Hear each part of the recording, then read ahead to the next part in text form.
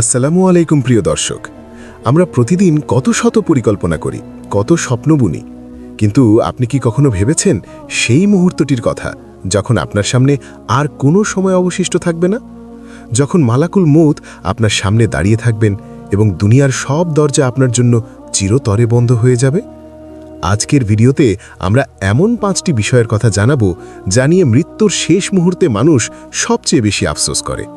পবিত্র কুরআন এবং হাদিসের আলোকে এই ভিডিওটি আপনার জীবন দেখার দৃষ্টিভঙ্গি পাল্টে দিতে পারে, তাই অনুরোধ থাকবে শেষ পর্যন্ত আমাদের সাথেই থাকুন। 1.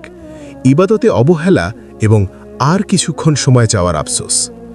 মানুষের প্রথম এবং সবচেয়ে বড় আফসোস হবে ইবাদত নিয়ে, বিশেষ করে যারা নামাজ পড়েনি বা ইবাদতে অবহেলা করেছে। মৃত্যুর সময় যখন আখেরাতের কঠিন সত্য চোখের সামনে ভেসে ওঠে, তখন মানুষ বলবে, হে আমার রব, আমাকে আর একটু সময় দিন যাতে আমি সৎ কাজ করতে পারি। সূরা আল মুমিনুনের 99 এবং 100। আমরা ভাবি বুড়ো বয়সে তওবা করব, এখন তো জীবন পড়ে আছে, কিন্তু মৃত্যু কি বয়সের অপেক্ষায় থাকে? সেই শেষ মুহূর্তে মানুষ আফসোস করবে এই ভেবে যে, হায়, কেন আমি আজানের শব্দ শুনেও মসজিদে গেলাম না? কেন আমি আমার যৌবনকে সিজদায় কাটালাম না? দ্বিতীয় আফসোসটি হবে ধন সম্পদ আর দুনিয়াবি মোহ নিয়ে। মানুষ সারা জীবন টাকা পয়সা আর বাড়ি গাড়ির পেছনে ছুটেছে, কিন্তু মৃত্যুর ফেরেশতা যখন আসে তখন এই ব্যাংক ব্যালেন্স বা বিশাল অট্টালিকা কোনো কাজে আসে না। তখন মানুষ আফসোস করে বলবে, হায়, আমি যদি এই সম্পদগুলো আল্লাহর রাস্তায় খরচ করতাম, আজ তো আমি খালি হাতে ফিরে যাচ্ছি। হাদিসে এসেছে, কবরে যাওয়ার পর 3টি জিনিস বাদে সব বন্ধ হয়ে যায়, কিন্তু আমরা সারা জীবন সেই সব জিনিসের পেছনেই দৌড়াই যা আমরা কবরে নিয়ে যেতে পারি না। এই চরম সত্যটি উপলব্ধি করতেই মানুষের সারা জীবন পার হয়ে যায়। 3. মানুষের হক বা পাওনা নষ্ট করা। তৃতীয় বড় আফসোস হবে মানুষের সাথে করা খারাপ ব্যবহার এবং অন্যের অধিকার নষ্ট করা নিয়ে। পবিত্র ইসলামে হাক্কুল ইবাদ বা বান্দার হকের গুরুত্ব অপরিসীম।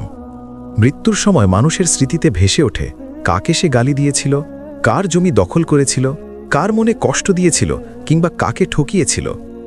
রাসূলুল্লাহ সাল্লাল্লাহু আলাইহি ওয়াসাল্লাম বলেছেন, কিয়ামতের দিন সবচেয়ে বড় নিঃস্ব সেই ব্যক্তি যে অনেক নামাজ রোজা নিয়ে আসবে, কিন্তু দেখা যাবে সে কাউকে গালি দিয়েছে বা কারো রক্ত ঝরিয়েছে। মৃত্যুর সময় মানুষ চায় ক্ষমা চাইতে, কিন্তু তখন আর সেই সুযোগ থাকে না। এই অক্ষমতার হাহাকার হবে অত্যন্ত ভয়াবহ। 4. পরিবার ও প্রিয়জনকে দ্বীনি শিক্ষা না দেওয়া।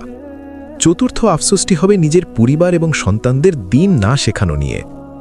আমরা আমাদের সন্তানদের ডাক্তার, ইঞ্জিনিয়ার বানানোর জন্য লাখ লাখ টাকা খরচ করি, কিন্তু তাদের কি সত্যিকারের মানুষ বা ভালো মুসলিম হিসেবে গড়ে তুলেছি? মৃত্যুর সময় মানুষ যখন বুঝতে পারে তার সন্তানরা তার জন্য দোয়া করার মতো যোগ্য নয়, তখন সে নিদারুণ কষ্টে ভোগে। কুরআনে বলা হয়েছে, তোমরা নিজেদের এবং তোমাদের পরিবারকে জাহান্নামের আগুন থেকে রক্ষা করো। সূরা আত-তাহরিম 6। যারা এই দায়িত্ব পালন করেনি, মৃত্যুর সময় তাদের আফসোসের সীমা থাকবে না। 5. অহেতুক কাজে সময় নষ্ট করা। পঞ্চম এবং শেষ আফসোস হল সময়ের অপচয়। আজকাল আমাদের জীবনের বড় একটা অংশ কাটে সোশ্যাল মিডিয়া, অনর্থক আড্ডা আর গীবত করে। মৃত্যুর সময় মানুষ হিসাব মিলাতে গিয়ে দেখে তার আমলনামায় নেকির চেয়ে অনর্থক কাজের পাল্লায় বেশি ভারী। মানুষ তখন আফসোস করবে, কেন আমি ওই সময়টা সুবহানাল্লাহ না বলে ফেসবুক স্ক্রল করে কাটালাম, কেন আমি কুরআন না পড়ে আড্ডাবাজি করলাম। প্রতিটি সেকেন্ড যা ইবাদত ছাড়া পার হয়েছে, কিয়ামতের দিন তার জন্য আক্ষেপ করতে হবে। প্রিয় ভাই ও বোনেরা, উপরের 5টি আফসোস কিন্তু মৃত ব্যক্তিদের, কিন্তু আপনি এবং আমি এখনও বেঁচে আছি। আমাদের হাতে এখনও সময় আছে, আমাদের তওবার দরজা এখনও খোলা। আজকের এই ভিডিওটি যদি আপনার মনে সামান্যতম নাড়া দিয়ে থাকে, তবে আজ থেকেই আপনার জীবন পরিবর্তনের শপথ নিন।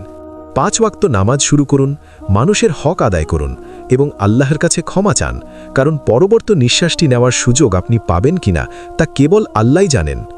আল্লাহ আমাদের সবাইকে মৃত্যুর সময় সকল প্রকার আফসোস থেকে রক্ষা করুন এবং ঈমানের সাথে মৃত্যু দান করুন। আমিন। ভিডিওটি ভালো লাগলে শেয়ার করুন এবং আমাদের চ্যানেলটি সাবস্ক্রাইব করে দ্বীনের পথে আমাদের সাথেই থাকুন।